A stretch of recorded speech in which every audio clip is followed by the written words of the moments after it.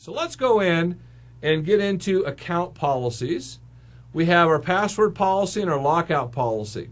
The lockout policy is saying if you fail passwords, what is it that we're going to do? So we're going to get into the password policies to begin with. The first one that we have is password history. How many passwords do we remember? By default, we're not going to remember any passwords. You can use the same password as many times as you want. But what I'm going to do is I'm going to say we're going to limit this to the last 12 passwords. Now, if you are going to be going through and remembering passwords, don't tell your users how many passwords you're going to remember. We're going to remember the last 12 passwords. Because if they have a password that they're particularly fond of, been in their family for generations, what they'll do is they'll change their password 13 times and be right back to that original password, sort of defeating the entire purpose here. You also have a maximum password age. That's how often you have to change a password. Minimum password age. Now this is going to help you if you did tell them we're going to remember 12 passwords. With a minimum password age, I can say it's going to take, for example, 5 days between password changes.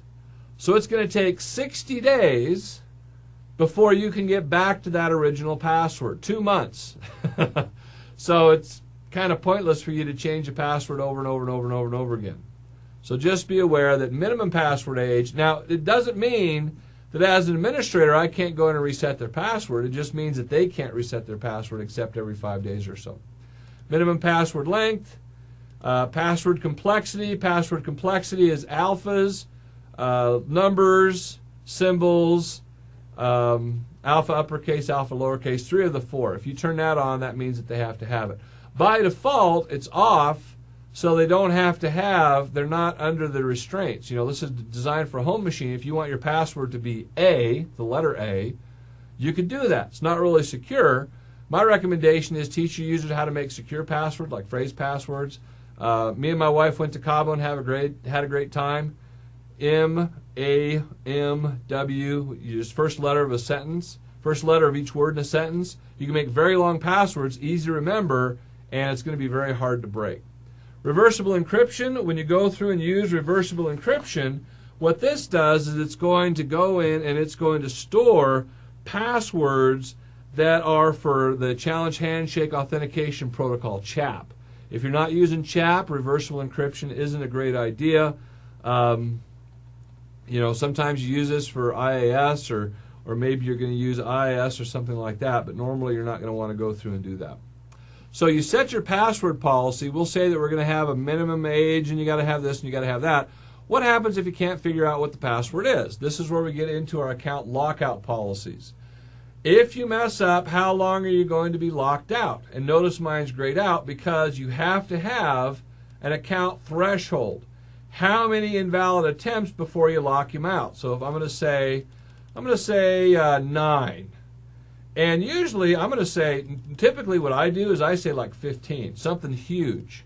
But wait a minute, doesn't that lend itself to brute force password attacks? No.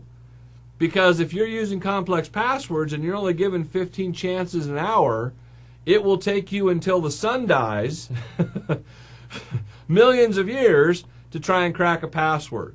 But the idea here is I don't want to make it so that it's 2 or 3 and then they have to call help desk to reset their password all the time, because it costs me money to reset their password. I think it was Information Week did a study and they said that it's the average cost with lost productivity, man hours, all that other stuff of having to call somebody to reset a password is about $80 an instance. So I'll give them 15, 20 shots at it, and then hopefully they'll notice that they have their cap lock on, or they'll say, oh, that's right, we had to change our password, and this time me and my wife went to Disneyland for Robbie's birthday and had a great time. First character of every word. That's right, I changed my password. So, don't be silly on this. They recommend some really tight values, but by default, I keep them small. Reset the account lockout. If I go through and I say, well, I'm trying to change the password here, trying to set it up. If I don't do all 15, I can say have this reset in 10 minutes.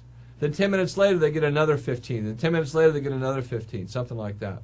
And again, Brute force attacks require usually millions upon millions upon millions of password combinations.